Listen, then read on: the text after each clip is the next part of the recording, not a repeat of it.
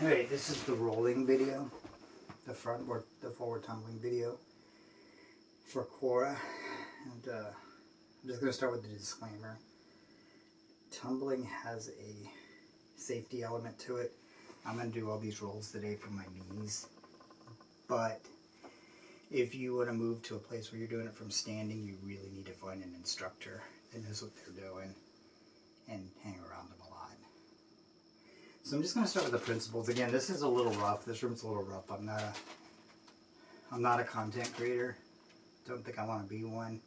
And in that idea, I don't really have a studio or anything that's kind of formal. So it's a little rough. Forgive me. Not going to fix it. So there's three components to a roll or any kind of tumbling that are kind of universal for the most part. It's dissipation of impact. And you can explain it the best by saying the opposite, which is concentration of impact. So you try to spread the impact as much as you can across your body. Dissipation of impact, there's staying off the corners and off your head. So the corners are like the corners of your shoulder, your elbow, your knee. And to your head, you just kind of tuck it. So that's kind of, for the forward roll, you just kind of tuck it, and that's the plan. The last part is breathing. So I can illustrate this because I know a lot of you guys are kick punch guys. So if you were going to throw, like, I don't know, a jab cross hook, and you went, you have this breathing pattern that you've memorized, and it's, or, whatever you're doing, it doesn't matter. So you have this breathing process that you've memorized for it, and it's suck air in, and then you're just kind of push, push, push. If you have a mouthpiece in it, obviously it's a little bit more. It's a little different, but I don't have a mouthpiece. I'm too old to spar. But hopefully you get the concept. It just is kind of how you manage that breath control. For tumbling, it's similar but slower, and it's hard to show up in a video. It's the same, like the same gulp of air, but you push it out slower. It's got to last for the duration of the roll, so it's more like, and I'm exaggerating this so it'll show up on video. I don't know if it will or won't, but it's, and you want the breath, the exhale, to last the duration of the roll. So the three components that we're shooting for any tumbling, but definitely for this, is dissipation of impact, where you spread the impact across as much of your body as you can. Avoid the corners. Tuck your head, avoid bones that are going to hurt you. And the breath is, so we're going to go through some of these rolls now. I'm going to do, so we're going to start with the reach through. So my handicap in this room is I'm probably going to run into furniture, and I apologize ahead of time. I guess it is what it is. But the reach through, what I'm going to do is I'm going to plant, and I'm going to stay on my knees for this whole video. It's the safest way to kind of play with it on your own and not injure yourself. I'm also on a carpeted floor with concrete underneath it. Don't be that guy. Do it in your yard or something if you don't have mats. Find something softer than this. But what I'm going to do is for the reach through, I'm going to come up here. I'm going to reach through and just kind of lean. I'm going to tuck my head this way. And this hand right here is just going to reach through. It's almost like it's just doing this, and it's just reaching and go a little further back, as far as it can go. My feet, I don't know if you can see this, are doing this. I have really strong ankles, so I can put my foot down like this and be stable. If you don't have that ankle strength, you can do this, but you can see how it's wobbly. Let's see if you can see this. If you leave your ankle up, you can see how it's wobbly. So you're losing some. You're not as stable as when I'm doing this, but I realize that, I can. I have the ability to do that on my instep and it not bother me in the least. But let me do the reach through first. So what I'm going to do, put these two hands here. This one's going to come here. And you see how the hand and the head go at the same time. I'm trying to pick an angle where I don't run into things.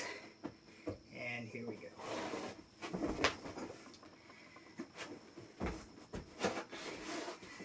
We're not doing back roll, by the way. It's a habit. I just kind of do it. I just do it. I don't know. That habit. So going the other way, I'm gonna run into the couch. See how far I can go back. I just stepped on my shoelaces. It's just right here. See at the same time. Alright, so that is the reach through. So like the geometry before the roll is I'm just planting and reaching, and then I'm pushing. With this down, I can push off with it. You see that? If you're here, I think you can still push off with it.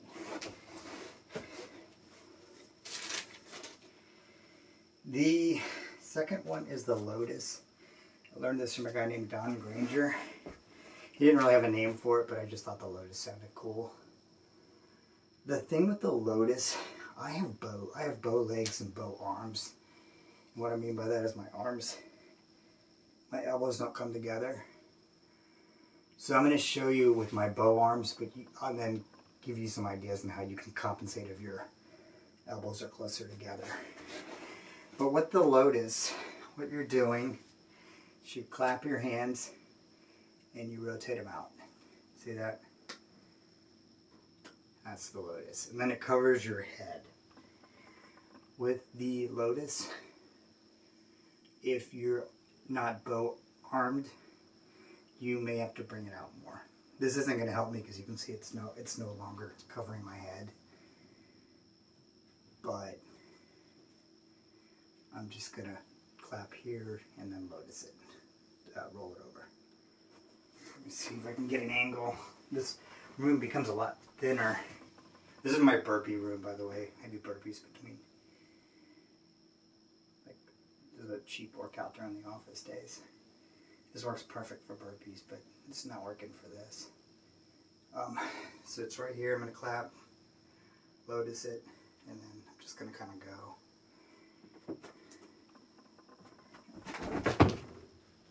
I wish I could slow that down. Go this way. I should tie this shoe. You can see I'm not a content creator because I stopped to tie my shoe for this. I'm just right here. And then I'll see if I don't know how slow I can make this. I'll try as much as I can. It's right here. Lotus it. And go. Alright, that gets me to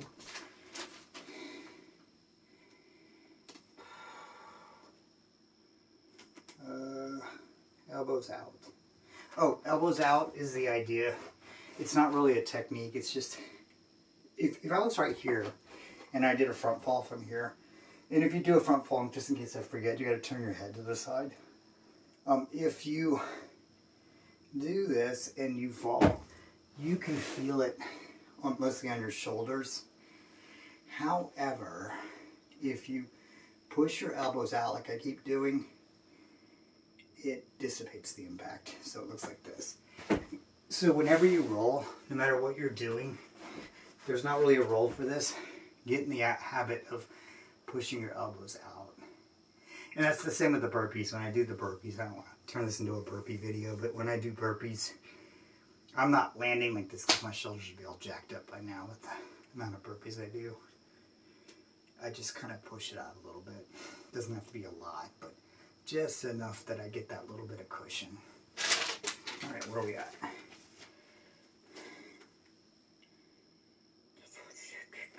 All right, I can't read my writing.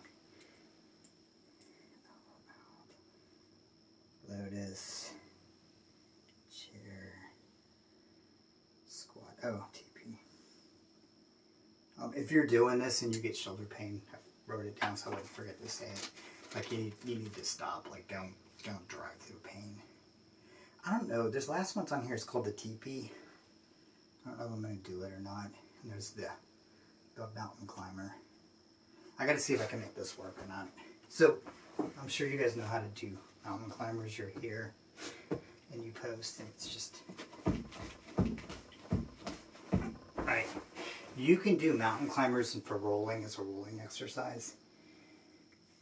And I don't know how to make this slow because the mountain climber inertia creates inertia. This is probably something where you need